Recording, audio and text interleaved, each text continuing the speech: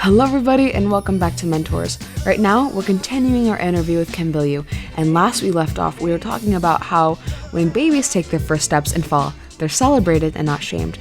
Not only do we learn by trying and making mistakes, but Kim connects this with the idea that she used to be the black sheep of her family, never leaving the narrow road that she originally put herself on, never wanting to learn how to walk. Again, I'm sorry, I couldn't resist the Foo Fighters reference. But in the process of building the new Kim, she learned from a great many books and references them here in this show.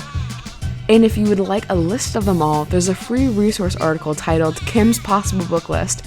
I know, I'm just full of references today. That's down in the bio link below.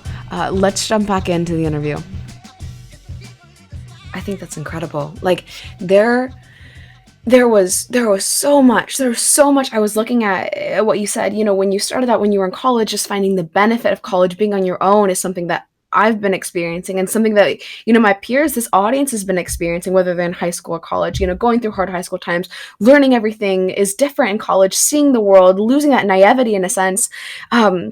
And you were thrown into cultures that you've never experienced before because you stuck with one thing, but you were really good at it. And you continued and you grew and you failed and you learned and you had to realize that it was your fault. Like, honestly, I would think that half the people, when you were telling your story about making Dawn cry, I think half the people, if they were in that story, they would say, well, she's weak and it's her fault. You took the time to realize that it might be you.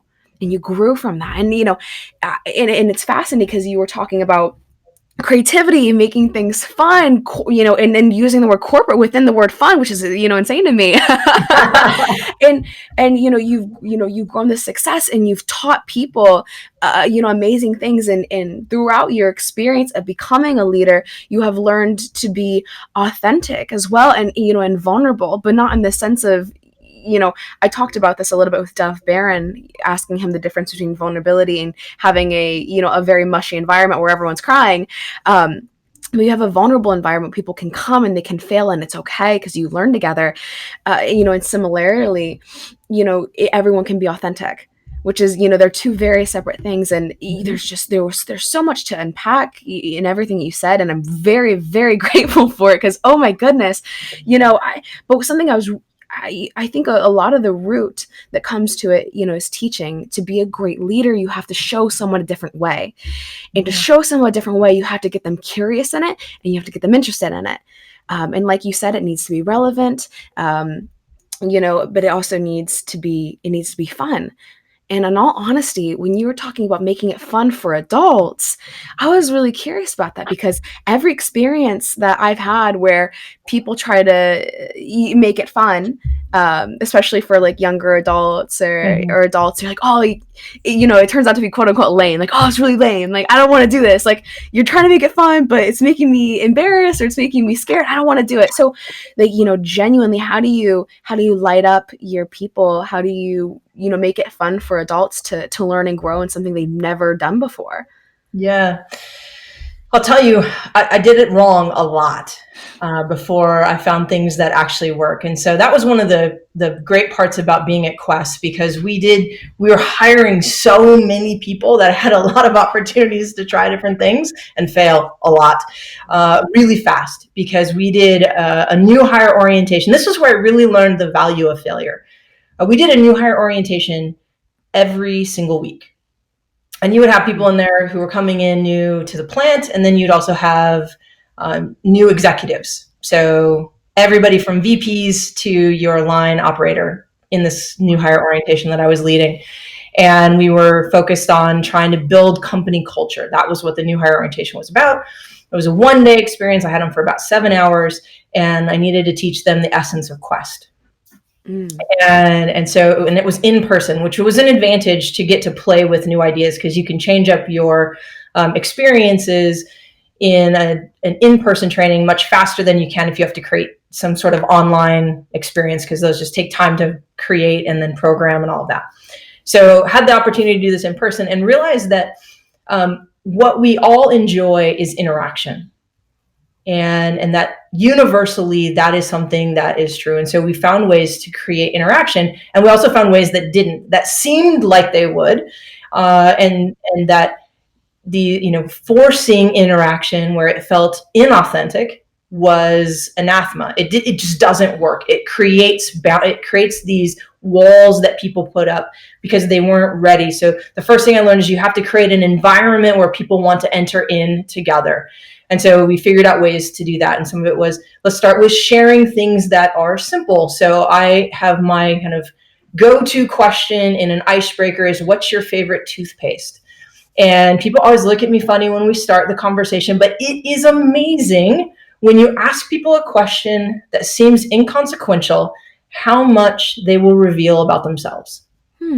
So I've had everything from, well, I never do the shopping. My wife buys all of the sundry items that we need, and so I just use whatever's in the drawer. Okay, so now that tells me about the division of power at home. It also tells me you're married.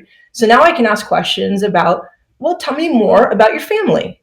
Family seems important to you, or, so you get all of this window into who they are simply by asking an easy question, one where nobody feels like they have to put up a wall because you're asking them something super deep, or I'll give people the option. Do you want to tell us about your favorite vacation, or do you want to tell us about your favorite toothpaste? I literally asked those two questions in a training I just did, and 90% of the people chose toothpaste. And I learned far more about the people who answered about their toothpaste than I did about the people who answered about their vacation. And I told them that at the end. I said, this was a little social experiment. Let's talk about what we learned as people shared about their toothpaste. Because there was, without question, these were all people who knew each other. I was the newbie. So I walked into a group that actually has history together. And I said, how many of you learned something you didn't know about the other people in the room? And they all raised their hand. I said, this is the value of asking easy questions, because it makes people feel like I now have control over what I choose to share.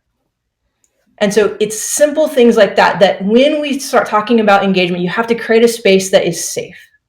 And that means being honest. Like, here's where we are. This is what we're trying to do. And then you have to tell people, where are we going? What are we trying to accomplish today? So give them a roadmap, because nothing is less comfortable than having no idea what you're going to be doing while you're all together, especially on your first day of employment.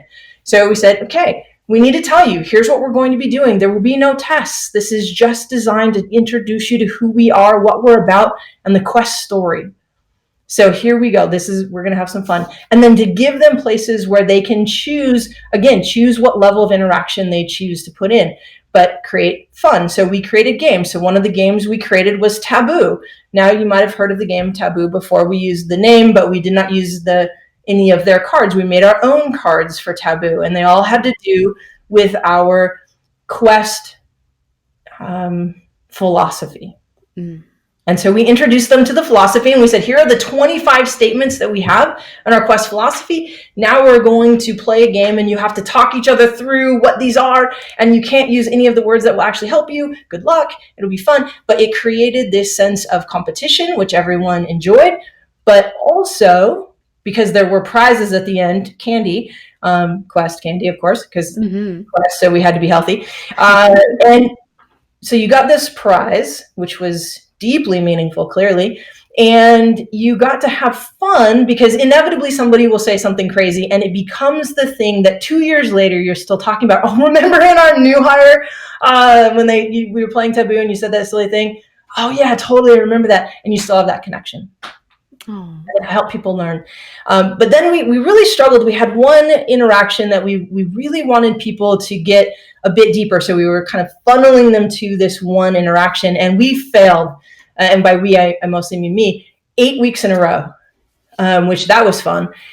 So 8 different tries at a game that would allow people to take it from, I know the 25 statements of the Quest belief system, to I understand, and now I'm starting to figure out how I already am living into this reality. It's this idea that I already have a sense of belonging to Quest, even though this is day one for me. And I tried so many things, and they were just all horrendous failures. And then we tried a board game. And so what if we set up a board game? And so we created like cards, and it was super fun. And we did it all by hand first, because we were like, we're not spending money on this until we know if it works, because again, 8 in a row failures. And so we created this game, and we started playing it, and people loved it. And they were going deep. deep into why they wanted to work at Quest, what it was about. Sorry. Oh, good. You're good. No worries. People don't normally let me talk this much. I'm curious. I'm listening. I'm listening very much. We're active listening. I can see you, so I know you are. So they started playing this game, and that ended up being the game that we used for the rest of the time that I was there. So for the next year and a half, and it was so much fun to watch people interact with this game. And then the good thing was at Quest we had an art department, so we made a proper board game. Wow. And we called it on a Quest. And such fun, and gave people an opportunity. And so it was one of those things like they continued to talk about over the course of their time. Oh, remember the game? That was so much fun. And even after I left Quest, I actually kept the versions because they weren't using it because they just weren't doing as much hiring.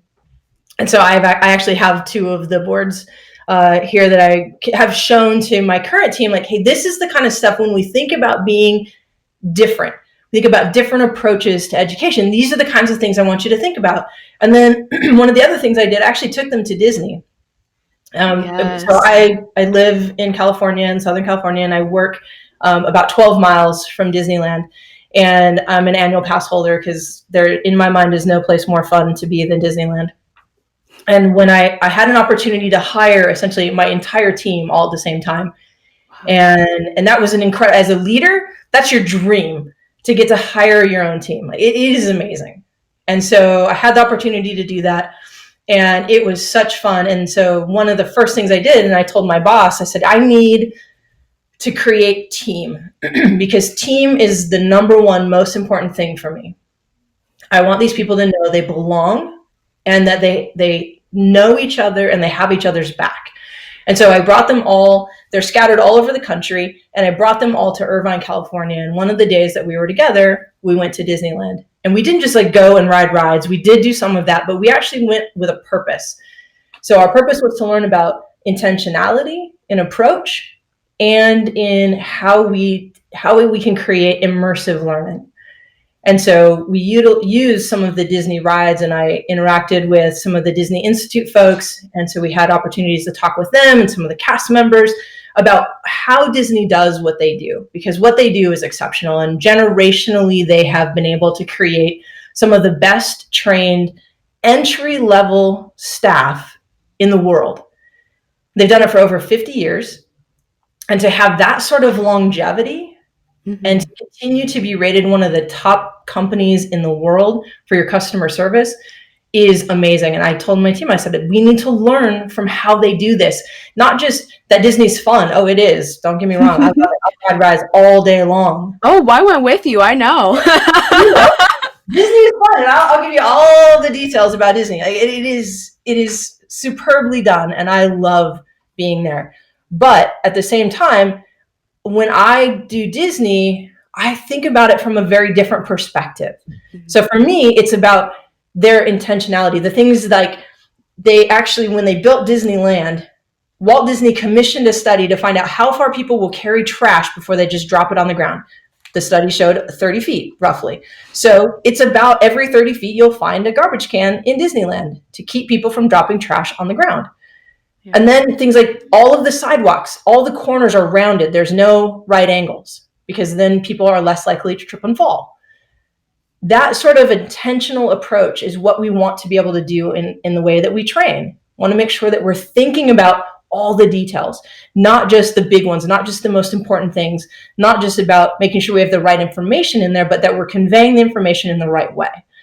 And that's something that my team, most of them still are part of my team. In fact, I've changed roles, and now I've hired 2 of the people I hired before. I've now hired them a second time into my new role because they are exceptional, and I like to work with people I know I can trust. And so again, teamwork makes the most sense. So I always tell people there are no bonus points for doing something by yourself. So if you come to me and you're like, I worked 14 hours on this by myself, no one helped me. My response will be, why? Why? Why did you do it by yourself? Why did you work 14 hours? Why? Goodness, yeah. And unless there's a really compelling reason, like everyone else was abducted and wasn't available, I'm going to tell you, you actually are going to not get any bonus points for that. I'm actually probably going to dock you points if we're keeping score, because there's no reason to make life hard. And life, when you do it with other people, is messier, but it's easier. Yeah. And do you have the guts to do that? And that's the challenge that I put to my team. And that's why we read books together. Because as we've read these books, which when we started, my team thought I was absolutely crazy. And they sort of engaged with the books until they realized I was actually going to ask them questions about the books and that I was reading them along with them. I wasn't just like, well, back in the day when I read this book the first time, every book we are reading together, I've read at least 5 times.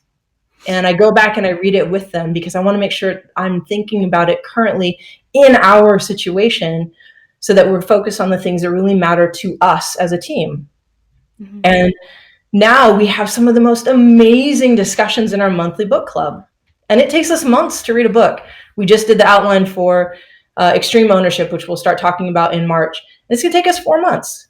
We're going to read the book in 4 months. And we're not setting any land speed records with our reading. But we don't read for speed, we read for depth. Because what I want is changed behaviors. What I want is for people to interact with the content. And so I asked them at the beginning of every book club meeting, how many of you have read the chapters that we are supposed to read this time? And inevitably there's somebody, and there's never shame. It's just, catch up. But know that, you're going to have a window into what this is about. And so I don't want you to not participate just because you haven't done the reading, but let other people give you the context first so that you can join in the conversation. But we want to make sure we all know if you've read or not. So it's never, I don't ask to shame people. I just ask so that everyone is clear, because sometimes you might think you understand what something's about, but you might not actually. And so to be aware of, oh, you haven't actually read it yet. You're not giving me a take on what you've read. You're giving me now a take on what I've said, which again is fine. But we want to make sure we're clear on where that's coming from. Absolutely. And now most of the time, they get the reading done because they want to be able to participate in the conversation, and there's accountability for it. And absolutely, especially and everyone has said, I'm different. I'm changed because of these books. I'm like, awesome. That's exactly what we're going for.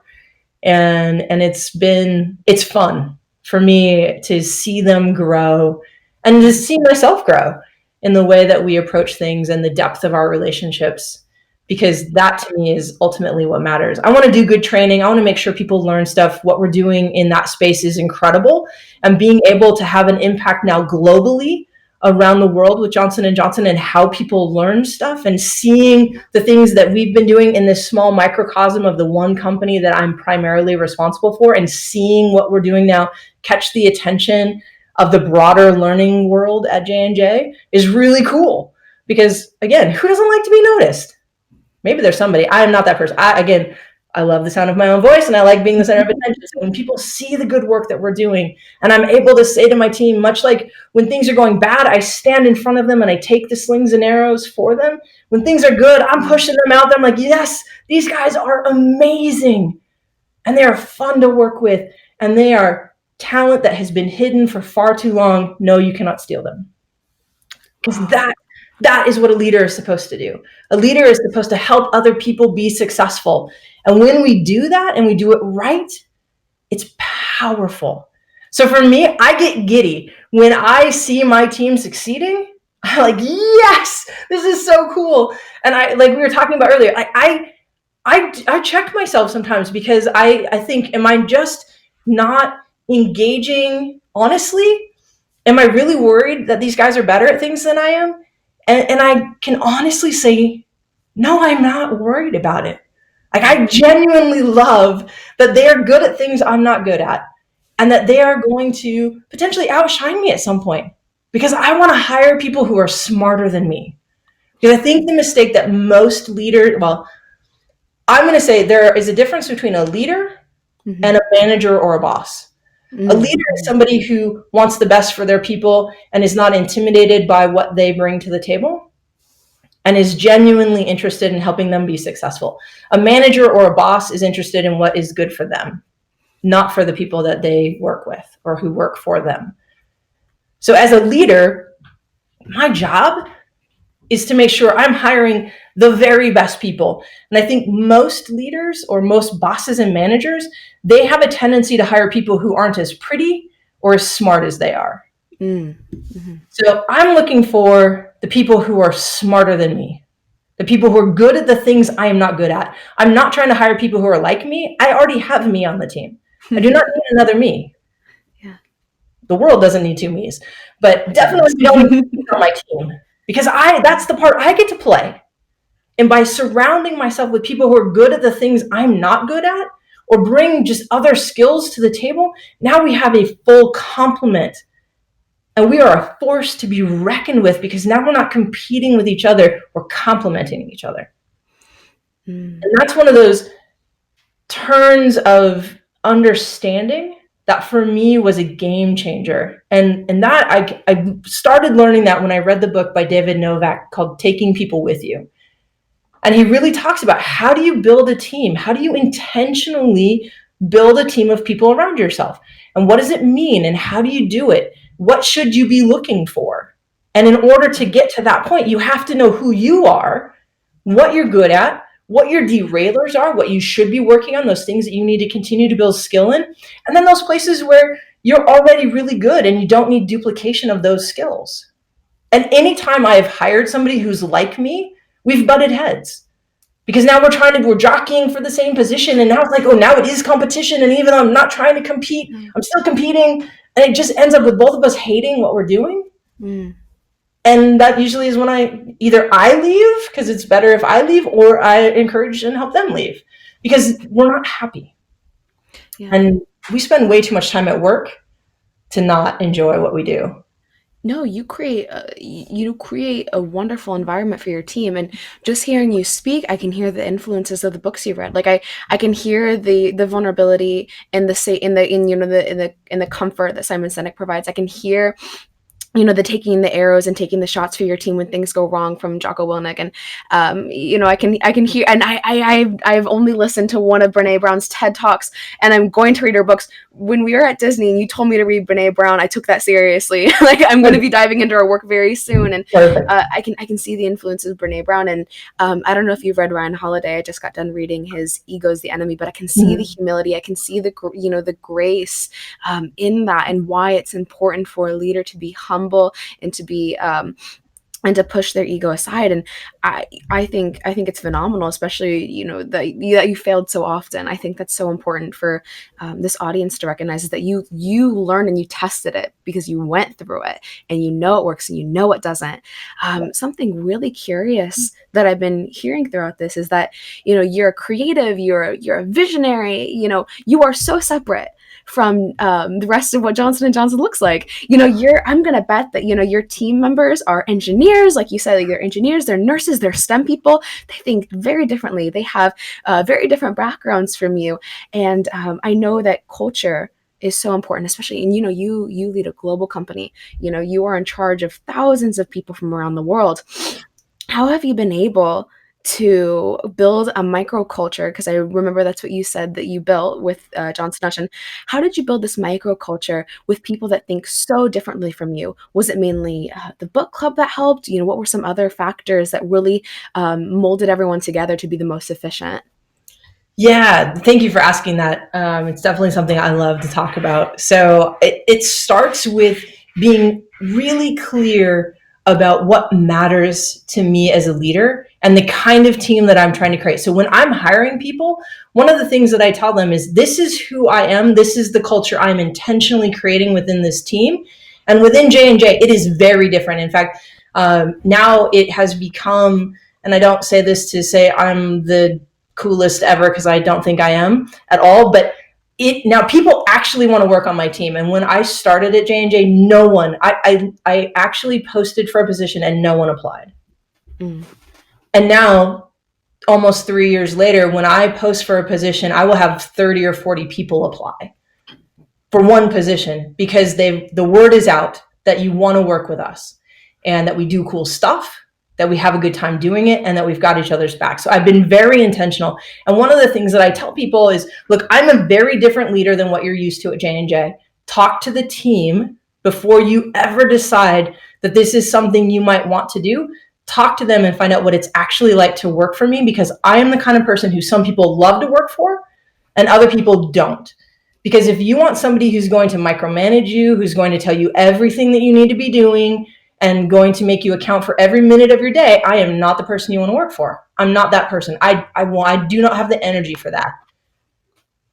So if that's what you need, don't try to get a job on my team, because you'll be miserable, because I am never going to be that for you. In fact, it's going to piss me off if I have to be that for you. If I have to be all kinds of micromanaging, you get cranky, Kim, and then, I'm not having fun, you're not having fun, and you're going to find a new job. So let's not do that. And I'm really honest about that. I also tell them my number one value is teamwork. So if you don't value being part of a team, and there are people who don't. In fact, I inherited 3 people when I changed jobs. I got a team of 3, and I didn't hire any of them. And one of them, within about 3 days of me joining the team, I was very clear. I said, this is who I am. This is what I value. These are the things I'm going to expect of you. And he came to me and he said, I'm not that guy. I am not going to be able to do the things that you want. I don't enjoy working as part of a team. I'm more of a lone wolf. I was a track star in college, and that's his mentality. Like, his thing is tennis and cars, and he wants to do everything by himself. And there's nothing wrong with that. But then you should not work for me. You should not work with me, because I want to work with people. And so I'm always about being inclusive, drawing people in. And if you want to push people away, we're going to be at odds all the time. And I applaud him for having the strength and knowledge of himself to say, this is not going to work for me. And so I helped him find a job where he could be totally successful, staying in the company and making a move almost immediately. And he's loving it. He loves what he's doing now. And he's much happier, and so am I. Because then I got to hire somebody who I had worked with before, who I knew was great, who I had to learn how to talk to, because he is an engineer and I am not. Anyone who hasn't already figured that out, you probably just started listening to the podcast, because it's pretty clear. I'm not an engineer, and he is. And that's awesome, because what I had to learn how to do was I had to learn how to listen. And I had to learn how to ask questions and be willing to answer them. Because one of the things engineers need is they need clarity. And it was something that I knew but didn't really know how much clarity is important. And it was something, hate to keep coming back to Brene Brown, but again, truly stop listening, go read her stuff, come back, we'll talk. But she has this saying in her book, Dare to Lead, that clarity is kindness. I used to think that being kind of vague and wishy-washy was the nice thing. Like, don't give hard feedback, kind of couch it in nice speak, because then you don't hurt anyone's feelings. And what I realized is when I did that, people walked away thinking I actually was pleased with their work. And I walked away annoyed with them, because they were still thinking they were doing good work. And I clearly had told them that they were doing terrible work, but I actually hadn't, because what I'd said was, well, kind of, sort of, sometimes you don't really say the right thing, and it's a little bit off, and maybe you could do it a little differently, possibly, if you think about it next time, maybe. And everyone was confused. And so working with engineers, you can't do that, because they need to know yes or no, good or bad. They don't really do gray. And I love gray. I'm like chaos and change and moving and quick and fast and trying new things and failing. And yeah, this is so much fun. And they're like, oh my God, stop. You are chaos. Stop. And I had to learn how to listen to them. And when we got to that place where I had crossed over from pushing them to the edge of what they were capable of to pushing them over the edge. And I had to learn where that too far was. And they all have their own distinct cues that they give when we're getting too far. And I had to learn how to listen. And one of the things that I found, and it isn't just true with engineers, I think it's really true with everyone, is they have to know you're on their side, that you've got their back, that no matter what, you believe in them. And when we got to that point, then this guy who thinks as differently as I do, as is humanly possible to think, we are able to use a language that is, by anybody's account, shorthand. We know each other well. We trust one another. We work on myriad projects together, and he is amazing. But by nature, if I just left it in his court, we would have never gotten here. If I just said, it's your job as the employee to approach me the way I want to be approached, he'd be working somewhere else because he would have just been miserable, and he's too talented to be wasted. Mm-hmm. So I think as the leader, it's our job to stop and adjust to our employees, and adjusting when you're a creative to engineers is very challenging. But what I found to be helpful was, one, look for those commonalities. What are the places where we overlap? Where can we find that? And then making sure they knew, I will answer any question you ask. And I will keep answering until you have the clarity that you need. Or if I think now you're just being obstinate, I'm going to call you on that. I had one gentleman on my team initially who, that was his MO. If he didn't like the answer, he would just keep asking the same question.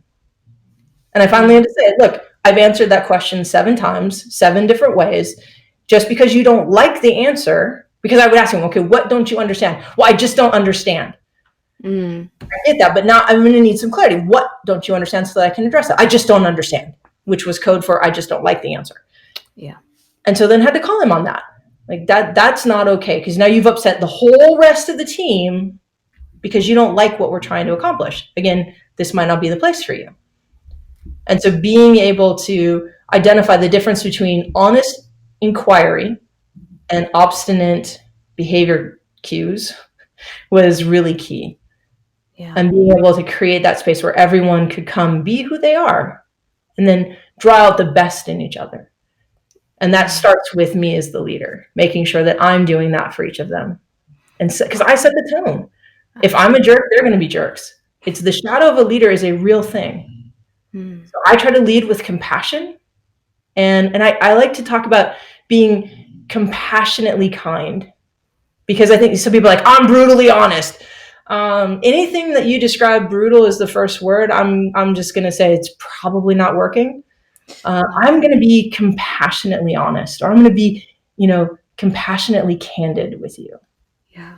In fact, one of the things that I really like about the book Creativity Inc., written by Ed Catmull, who was the president of Pixar and then became the president of Pixar and Disney Animation.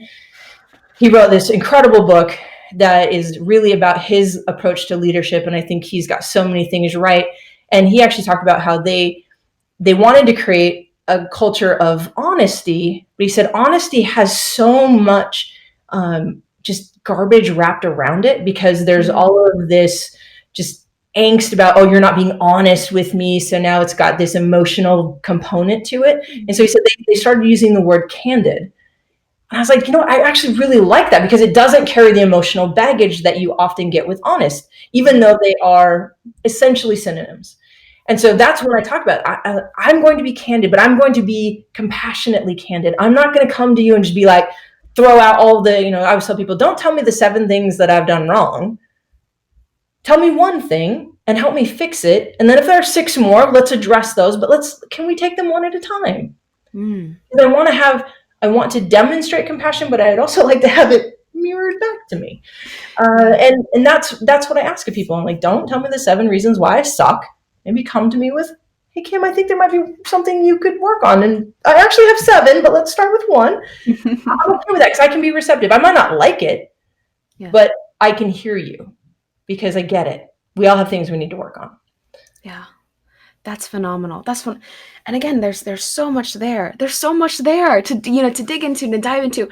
And Kim, just you talking about, again, I just read a book of over negotiation by Chris Voss, and wording is important and phrasing is important, and just how how you approach your team and how you approach your microculture with this, again, like this authenticity, this honesty is so crucial. And like you are speaking decades of wisdom about leadership, and I could talk to you for hours. I could, but unfortunately we're running out of time. Where can everyone find you? Where can everyone find your work? I feel like you have a book list out there somewhere. Where can everyone find your book list? Yeah.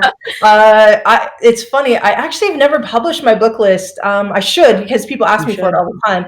So I will do that. I also like to customize book lists based on what people are trying to go for, because I don't think one size fits all is necessarily the answer. And I know there are a lot of people who are like, you must read, and I think there are 5 must read books every human should have to read.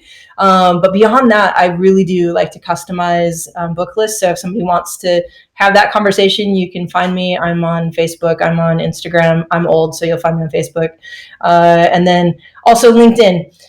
You can find me in Ava. I'll send you the links, because I'm terrible about knowing exactly what my usernames are, because I'm not strong in that game. But this is one of those things where it's worth the effort to put some content out there. You'll see a lot of my philosophy around education and leadership mostly on LinkedIn. That's where I've definitely done the most writing. My team has been harassing is probably the right word, harassing me to write a book about my approach to education, and then a separate one to leadership. I tried to tell them I could write one book, and they're like, remember how we talk about everything having one singular focus? I was like, dang it. My own philosophy getting in my way. Writing scares me a little bit, because it's very permanent. But yeah, it's definitely on the list of things. I'm also working on a TED Talk right now, so around these same topics. That's exciting. That's so exciting. Kim, thank you. Thank you so much for being on. Thank you. Thanks for having me. I love these topics, which is why we've talked for over an hour. And I feel like this was like intro level things that I think about on a regular basis. So keep at it. I love what you're doing and have enjoyed interacting with your content as well. That was fun for me to do some research before coming on. So thank you, and I will continue to do that. So if there's anything I can do for you, for your listeners, please let me know. It is how I'm wired. I love nothing more than to help people. Thank you so much for taking the time to listen to this interview series. I would love to know some of your best takeaways. You can find me easily on LinkedIn or Instagram just by searching Ava Wettrick, and I'll happily get back to you and have a conversation. If you really enjoyed this episode, please feel free to leave a rating in iTunes. That act will compound in ways that I can't even imagine. As you have just found a mentor here, go out into the world and see who you can be a mentor to today.